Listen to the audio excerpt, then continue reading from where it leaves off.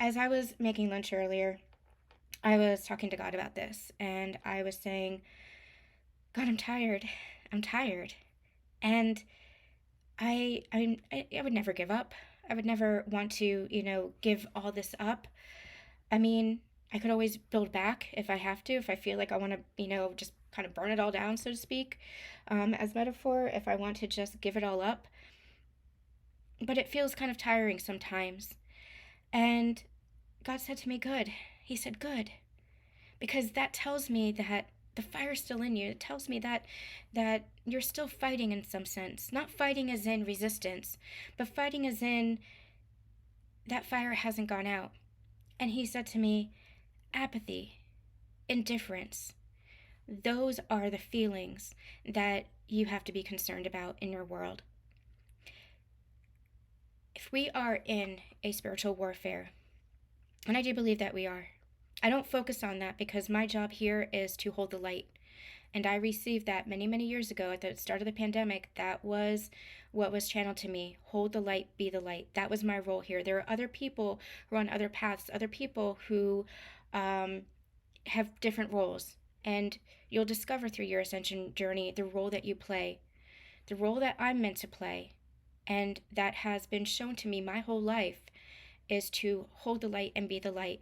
And if I sink into those energies of despair and depression, then I'm not serving my purpose, and I can't be of use. Then I can't be of service. Then I'm not doing my job or playing that role that I'm meant to be playing. And your role may change throughout your life, and that's fair, that's okay. Hold compassion for each aspect and each path in your life as you're guided to. But I've come to understand that it doesn't matter the way that I'm doing it, whether it's writing my books, whether it's my advocacy work, my philanthropy work, whether it is doing tarot readings or channelings, or whether it is just speaking to friends and family and holding space for friends and family. My role, I've come to understand, is to just hold that light and hold that space. And so if we are in this spiritual warfare, the weapon that is used is apathy. The weapon that is used is indifference. When we reach that point of apathy, when we reach that point of indifference, that is when we separate. That is when we disconnect. That's when division is created and nurtured. We have to nurture ourselves. We have to nurture each other.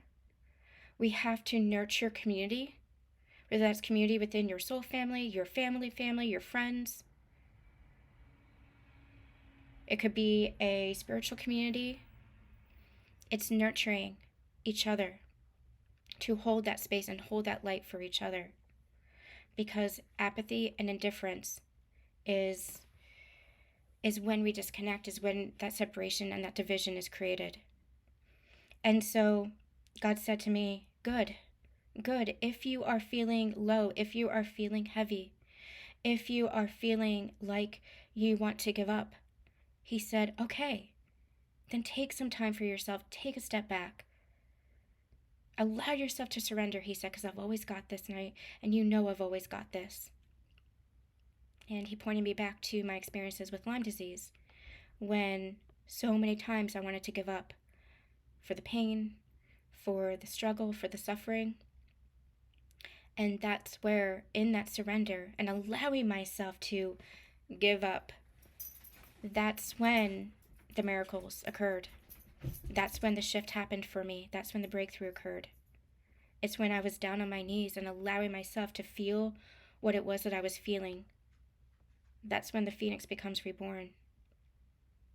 So if you're feeling heavy energies, if you're feeling tired, allow yourself to feel tired. Allow yourself to rest.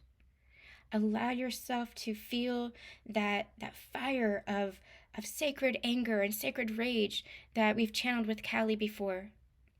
Allow yourself to feel the hallmark of compassion for yourself and where you are right now. And allow yourself that grace to become transformed again. because that is what is happening. Ascension is the hardest journey we will be on, because we are transmuting so much of the old and transforming into the new. And it is rebirth after rebirth after rebirth. And sometimes we can get a little bit tired, but that is where we turn to each other.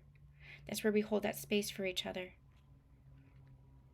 And that's where we remember our connection to the sacredness within ourselves. And that sacredness, that is the eternal fire, the sacred flame that does not go out. And that is what the phoenix is.